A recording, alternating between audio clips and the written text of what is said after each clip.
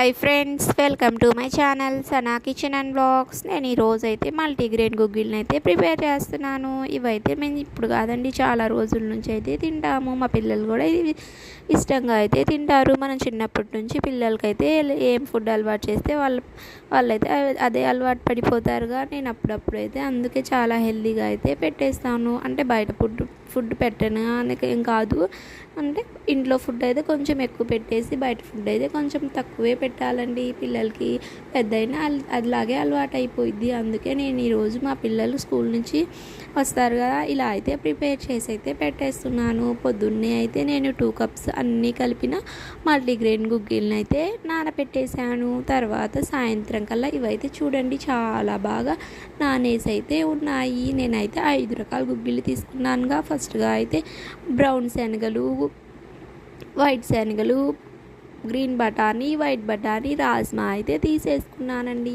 ఇవైతే మొత్తం కుక్కర్లో వేసేసుకొని ఒక 4-5 విజిల్ని అయితే పెట్టేసుకున్నాను. తర్వాత అయితే కొంచెం ఒక ఉల్లిగడ్డ, సాల్టు, కారం అయితే వేసేసుకొని కలిపేసుకున్నాను.